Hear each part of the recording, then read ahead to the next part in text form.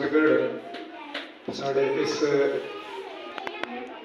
Academy के महकम मदरसे के महकम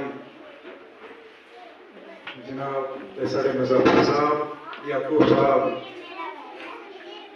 हंसता दिल कने का शुक्रिया अदा करने। बाकी साड़ी आईया साड़ियाँ भैन ते अजीज बच्चियां गुजारिश करती मुबारकबाद कने जिन्हें इतने अकाडमी खोली कने मदरसा बच्चियां खोलिया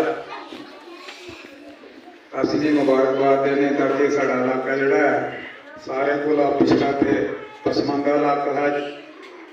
असं वो वक्त देखना साढ़े उस्ताद साहब भी इतने स्कूल पढ़ते असं जो तालीम पढ़ी जी मिडिल स्कूल भी होंगे सतवें स्कूल होंगे साड़ी खनेर साढ़े 8 मरसे के स्कूल के इन्हें आंदे आते असें फर्स्ट पहला कलमा स्कूल पढ़ते हुए इन्हें असी सिखाया तो जुमा पढ़ने साढ़े खनेर या लागे जामा मस्जिद खनेर थी।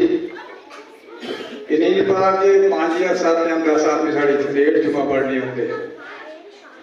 अज रब वाला फजल है कि साढ़े इस इलाके अज मुफ्ती भी है आलम भी है हाफिज भी है जिन्हें दवाइयां साढ़े उपर अस गुजारिश करके जिंदियां बच्चियां ने थे इस मदरसे अबल तो 2 या 3 दिन अपने बच्चों का इतने पता करना चाहिए। अगर 2 या 3 दिन नहीं भी आ सके तो भी हफ्ते घाण जरूरी करानी खास करिए जी बच्चे दियाँ मावां ना अस गुजारिश करके उनके कहने कि बच्चा हमेशा अगर चलत तो माँ की वजह कहीं चलना। बाकी साड़ा इलाका मजदूर इलाका है पूरा गरीब इलाका मर्द बेचारे सारे बाहर होंगे न खासकर साड़ी जनानियां घर आंदियां गुजारिश करेगा कि जरूर अपने बच्चे की खबर लेनी चाहिए।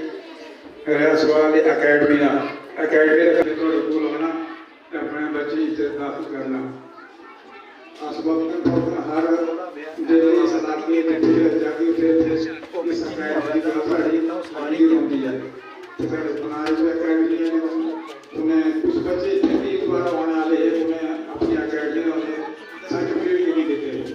तो लोग भी खुश हाँ कि तुसें इस साढ़े पसमानदा इलाके बसंतगढ़ का आइए थे इतनी हिम्मत की अस मुबारक देने ज़्यादा क्या रखना ज़्यादा आदाब। अस्सलाम वालेकुम।